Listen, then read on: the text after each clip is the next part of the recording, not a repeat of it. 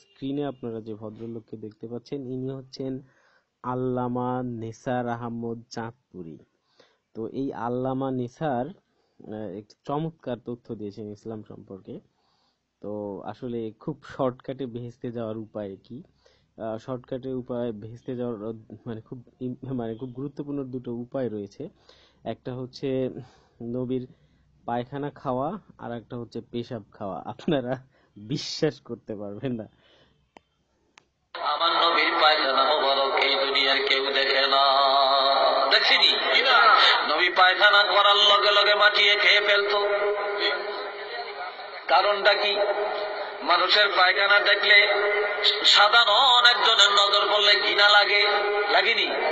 ঘৃণা লাগে। নবীর পায়খানা মোবারক কারো নজরে পড়লে ঘৃণা করবে। এই ঘৃণা যেন না আসে, তাহলে নবীর উপরে ঘৃণা আসবে। এই তো আমাদের নবীজি কি এই বিশ্ব রোডের মাঝখানে গিয়ে গিয়ে পায়খানা করতো, নাকি চৌরাস্তার মোড়ে গিয়ে পায়খানা করতো যেটা সবাই দেখতো আর সবাই দেখে ঘৃণা লাগতো? তার কি নিজস্ব কোনো টয়লেট ছিল না নাকি?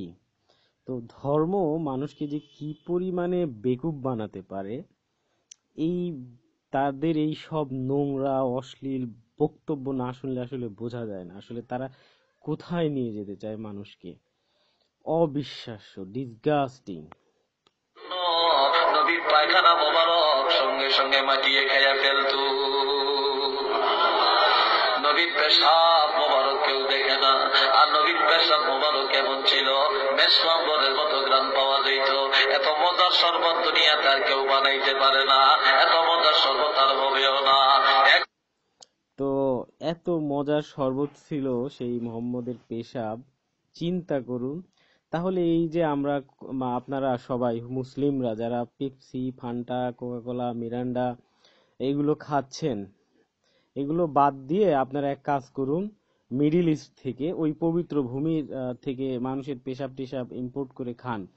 এতে বেহেশতের টিকিট মিললেও মিলতে পারে, কারণ বেহেশতে যাওয়া খুবই জরুরি। পেশাব পায়খানা যেইটা খায়া শর্টকাটে বেহেশতে যাওয়া যায়, আপনাদের সেইটাই দরকার। আপনাদের বেহেশত তো দরকারই, পৃথিবী আপনাদের জন্য অ্যাপ্রোপ্রিয়েট জায়গা না, আপনাদের জায়গা বেহেশতে। বেহেশতে যাওয়ার একেবারে একেবারে সহি উপায়, শর্টকাট উপায় হচ্ছে আপনারা ইম্পোর্ট করেন, সৌদি আরব থেকে ইম্পোর্ট করেন। বিশেষ করে আমি এই ব্যবসায়ের জন্য কয়েকজন লোককে বলবো, আমাদের সেই যে পর্তুগালের বিখ্যাত রানা ভাই, হ্যাঁ আপনি টাকা ইনভেস্ট করতে পারেন। তারপরে ওইখানে লিটন গুজি, বিশিষ্ট লিটন গুজি, উনি তো মিডিল ইস্টেই থাকে। ভাই আপনি নিজেও মানে সকাল বিকাল 3 বেলা এই জিনিস খাইতে পারেন, আপনার বেহেশতে কনফার্ম হয়ে যাবে। আর ইউএসএ আছে মনিরুল পিসলাম, তো মনিরুল পিসলামও খাইতে পারেন এই বিশিষ্ট শরবত, আপনার বেহেশতে যাওয়া একেবারেই সহজ হয়ে যাবে। আর আমাদের এম কে হাসান ভাই, হাসান ভাই আপনি ট্রাই করবেন নাকি? ট্রাই করে দেখতে পারেন, খুব সহজে বেহেশতে চলে যাবেন, একেবারে একেবারে ফার্স্ট ক্লাস বেহেশত, যেটা হ্যাঁ জান্নাতুল ফেরদৌস, একেবারে ডিরেক্ট চলে যাবেন, ট্রাই করতে পারেন। আল্লাহর হাবিবের পেশাব মোবারক রাত্রি বেলায় পান করে ফেললেন। নবীর পেশাব মোবারক পান করার পরে সে বলছে, এত মজার শরবত খাইলাম, জীবনে এরকম শরবত আর খাই না। নবী পেশাব করিয়া পাত্রের মধ্যে চোখের নিচে রেখে দিছে। এক সাহাবী পানির পিপাসা লাগছে, রাত্রে ঘুমের থেকে উঠা এই আত্মালায় শুয়ে দেখে পাত্রের মধ্যে পানি, মনে বিরা খেয়ে ফেলছে। সকাল বেলায় নবী বলে, এই পাত্রের মধ্যে যে পানি ছিল কই গেল? একজনে দাঁড়ায় কই, ইয়া রাসূলুল্লাহ আমার পিপাসা লাগছে, আমি খেয়ে ফেলছি। নবী কয়, কি করলা? হায় হায় কি করলা? এগুলা তো পানি না, আমার পেশাব। সাহাবী কয়, ইয়া রাসূলুল্লাহ আল্লাহর কসম করে বলতে চাই, আমার জীবনে আমি যত পানি আর যত শরবত পান করেছি, তবে এত সুস্বাদের এত ঘ্রাণযুক্ত শরবত আমি আর কখনো পান করি না। চিন্তা করুন, লক্ষ লক্ষ মানুষ এই নিকৃষ্ট নোংরা কথা শোনার পরেও চিৎকার করে বলছে সুবহান আল্লাহ, সুবহান আল্লাহ। তো আমি আমাদের বাংলাদেশ সরকারকে বলবো, যে এত এত মসজিদ মাদ্রাসা কেন করেন? কারণ মানুষ দিনের পথে থাকবে, ইসলামের কথা শুনবে, তারা যেন পরকালে জান্নাতে যেতে পারে। তো জান্নাতে যাওয়ার জন্য এত মসজিদ মাদ্রাসা শিক্ষার দরকার নাই, ডিরেক্ট মিডল ইস্ট থেকে আপনারা পেশাব পায়খানা বোতলজাত করে নিয়ে আসবেন, প্যাকেট করে করে এইগুলো সাপ্লাই দেন দেশের মধ্যে, এরা খাক আর বেহেশতে চলে যাক, আমাদের বেহেশতের দরকার নাই। নবী বললেন, আমার পেশাব তো পান করলা না, বরং আমার পেশাব মোবারক পান করে তুমি তোমার আপাদ মস্তকটা দোজখের আগুন থেকে হারাম বানাইয়া লইলা।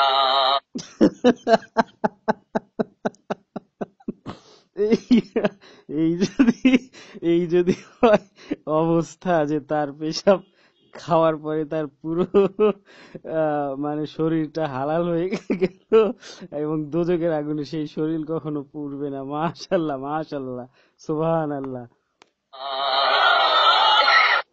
আমার নবী তো আপনারা বুঝতেই পারলেন বেহেশতে যাওয়ার শর্টকাট তরিকা কি। তো বেশি দেরি না করে এখনই ট্রাই করুন।